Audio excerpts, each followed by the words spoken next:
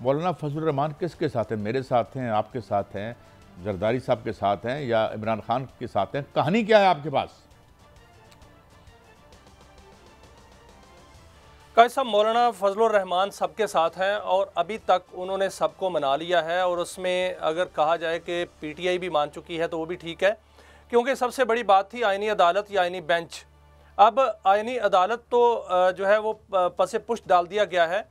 अब आईनी बेंच है और आईनी बेंच पर जो है इत्तफाक़ राय हो गया है। लेकिन इसमें थोड़ा सा जो एतराज़ है वो नवाज शरीफ को अभी तक है, क्योंकि रात को जो बैठक हुई थी वहाँ पर नवाज शरीफ जो हैं वो अड़े रहे कि आईनी अदालत बननी चाहिए, लेकिन मौलाना फजलुर रहमान अपनी बात पर अड़े रहे। उससे पहले उन्होंने पीपल्स पार्टी के साथ ये कमिटमेंट कर ली थी और इत्तफाक़ राय हो चुका था कि आईनी बेंच बनेगा और आईनी बेंच जो है वो उसको हेड कौन करेगा, क्या आईनी बेंच जो है वो चीफ जस्टिस जो हैं वो उनकी ज़ेर इंतज़ाम होगा या वो एक इंडिपेंडेंट होगा।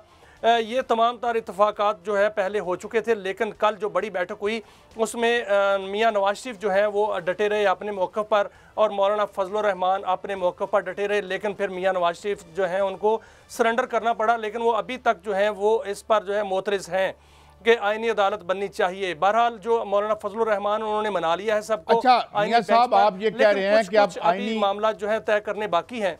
आप अभी कह रहे हैं कि आईनी अदालत नहीं बनेगी, लेकिन बात यह है कि वो कहते हैं ना कि ये सारा मेला किस काम के लिए लगा था।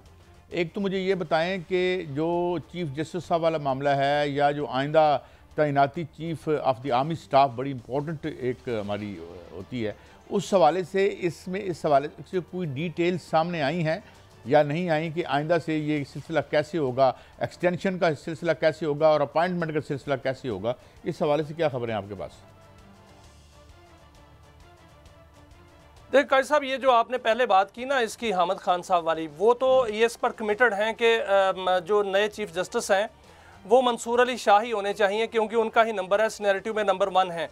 लेकिन पीटीआई इस पर भी बटी हुई है। पीटीआई के कुछ लोग, कुछ क़यादत जो है वो मौलाना फजलुर रहमान की हाँ में हाँ मिला रहे हैं, लेकिन मौलाना फजलुर रहमान भी इस मामले में उनका मौक़िफ़ भी थोड़ा सा मुख्तलिफ है। उन्होंने ये मौक़िफ़ इख्तियार किया है कि जो चीफ जस्टिस हैं मौजूदा जो आने वाले हैं ये उसी तरह जो है वो आएँ जो पहले तरीका था, लेकिन जो अगले चीफ जस्टिस हैं उन पर जो है वो तरीक़ाकार जो नया अडॉप्ट करना है वो अप्लाई कर दिया जाए। इस पर थोड़ा सा इत्तफाक रह गया है। अभी पीटीआई की क़यादत के साथ मौलाना फजलुर रहमान की जो मीटिंग है वो इसी पर है और यही राय जो कि ज़राए ये कह रहे हैं और मौलाना फजलुर रहमान के करीबी ज़राए कह रहे हैं कि वो पीटीआई को मना लेंगे। लेकिन पीटीआई के जो बहुत से रहनुमा ऐसे हैं वो जो कह रहे हैं कि हम बानी पीटीआई के मौक़िफ़ के और उनके इजाज़त के बगैर जो है किसी किस्म की कोई हाँ नहीं करेंगे। और ये भी कहा जा रहा है कि अगर ऐसा हुआ तो जो इख्तलाफात हैं वो सामने आ जाएंगे और खुल के सामने आ जाएंगे। और इस हवाले से शराइत ये रखी गई हैं कि बानी पीटीआई से मुलाकात कराई जाए और उसके बाद वहाँ से जो इजाज़त मिलेगी तो फिर वो हमारा मुतफ़िका जो है वो फ़ैसला होगा।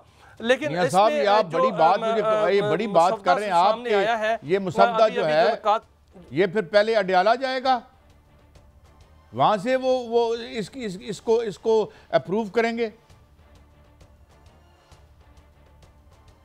हाँ जी बिल्कुल कायद साहब, जो मुसद्दा है वो इमरान खान जो है अडयाला जेल से अप्रूव करेंगे और जो बानी पीटीआई कहेंगे वो मुसद्दा जो है फाइनल होगा पीटीआई का और वो मौलाना फजलुर रहमान के सामने रखा जाएगा। ये शर्त लगा दी गई है पीटीआई की क़यादत की जानिब से कि हमें पहले हमारी मुलाकात कराई जाए, वहाँ हम मुसद्दा इमरान खान के सामने रखेंगे, वो इसकी जो है मंजूरी देंगे, वही मुसद्दा जो है वो कल पेश होगा, वरना पीटीआई नहीं मानेगी और मज़ाहमत करेगी। अगर ये हुआ तो फिर मज़ाहमत करेंगे।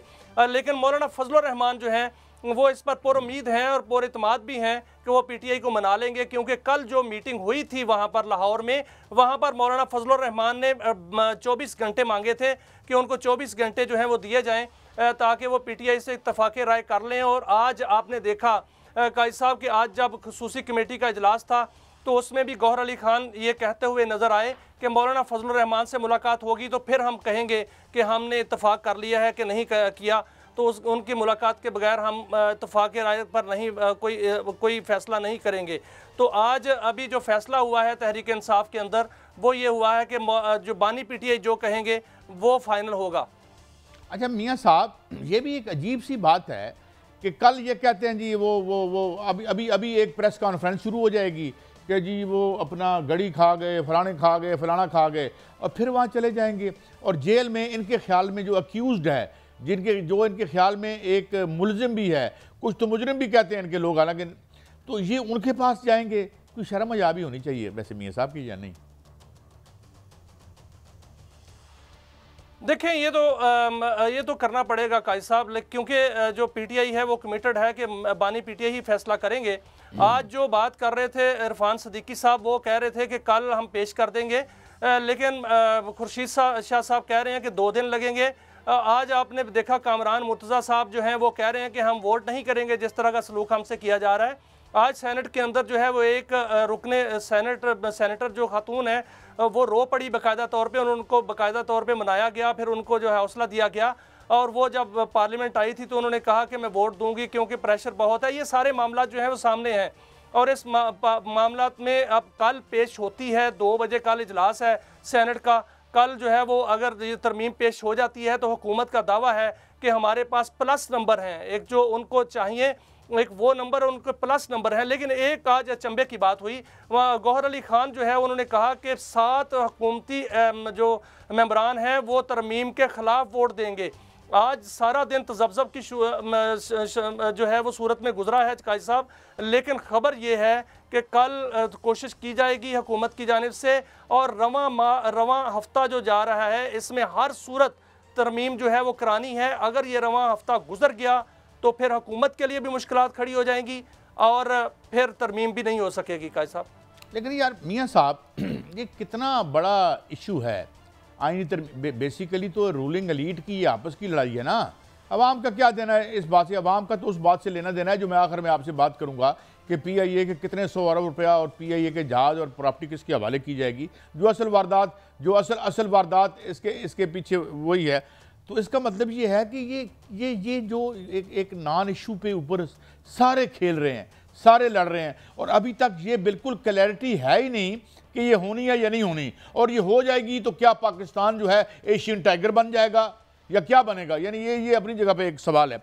मगर सवाल मेरा आपसे ये है मियाँ साहब कि क्या कोई एश्योरेंस है कि ये होने जा रहा है या नहीं होने जा रहा? ये जो एक मैं तो उसे नॉन इशू कहूँगा, इस पे जो लड़ाई है ये जारी रहेगी या कल ये सेटल हो जाएगी और इन्हें नया इशू चाहिए होगा, हमें खिलौना नया देना पड़ेगा? मियाँ साहब। काजी साहब, मुझे लगता है कि कल हुकूमत जो है अटेम्प्ट करेगी, और जो अभी जो आपने खदशात का इजहार किया है 15 सितंबर को भी ये हुआ था, और ये भी खदशात का इजहार किया जा रहा है कि ये उसका 15 सितंबर का रीप्ले ना हो कहीं। क्योंकि हुकूमत इस वक्त हुकूमती इत्तेहाद के जो लोग हैं वो बिल्कुल तजब्जब का शिकार हैं, हिचकिचाहट का शिकार हैं, और बहुत से ऐसे अरकान पार्लियामेंट हैं जिनको पता ही नहीं है कि कल जो मसवदा आएगा वो क्या होगा। चंद लोगों को पता है कि मसवदा क्या है, और उस मसवदे पर क्या इत्तफाक़ राय हुआ है नहीं हुआ ये भी 3-4 लोगों को पता है। आज आपने सर देखा कि जो सदर ममलकत हैं उन्होंने वज़ीर आज़म को फौरी तलब किया। अभी बिलावल भुट्टो ज़रदारी जो हैं वो ऐवान सदर में हैं।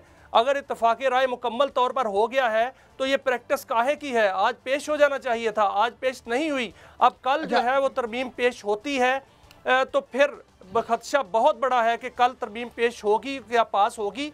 उससे पहले अभी तक काबीना का इजलास नहीं बुलाया गया, काबीना के इजलास में इसको मंजूर किया जाना है। इसलिए लाहौर में भी इस पर जो है वो कुछ इतराज़ात मौजूद हैं। इस्लामाबाद के अंदर जो G6 है का इलाका है वहाँ पर भी इस पर जो इतराज़ात मौजूद हैं, और G5 के इलाके में भी अभी तक जो है वो इस पर इत्मीनान नहीं है। लेकिन कल अगर ये पेश होकर ये नाकाम हो गई तो फिर काजी साहब ये नॉन इशू जो हम कह रहे हैं ये हुकूमत के लिए नॉन इशू नहीं है, ये अवाम के लिए नॉन इशू है। हुकूमत के लिए ये जान का इशू है, क्योंकि हुकूमत के लिए ये सर्वाइवल का इशू है। अगर ये नहीं होती तो हुकूमत को डर है कि अब फिर इलेक्शन ऑडिट होगा। जो हम बात कर रहे थे एक दिन वो ये थी कि हुकूमत को क्यों डर है? हुकूमत को इसलिए डर है काजी साहब कि जो एक बानी पीटीआई की दरख्वास्त जो है वो पड़ी हुई है। आज आपने देखा कि आज सुप्रीम कोर्ट में जब समाअत हुई तो आज जो आपके चीफ जस्टिस काजी फायज़ ईसा ने कहा अहमद ज़ुबैरी साहब को कि आपकी एक दरख्वास्त हमने सुन ली है, एक जो है वो नए आने वाले जो चीफ जस्टिस हैं वो सुनेंगे।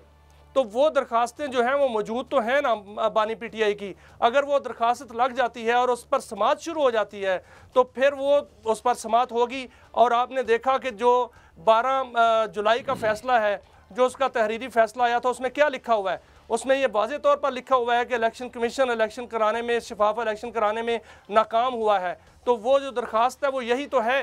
अगर वो दरखास्त शुरू हो जाती तो फिर इलेक्शन ऑडिट होगा। इसलिए हर सूरत हुकूमत के लिए सर्वाइवल का इशू है। अगर ये नहीं होती तो फिर मुझे नजर आ रहा है कि अक्टूबर में शायद हुकूमत के लिए बहुत मुश्किल है।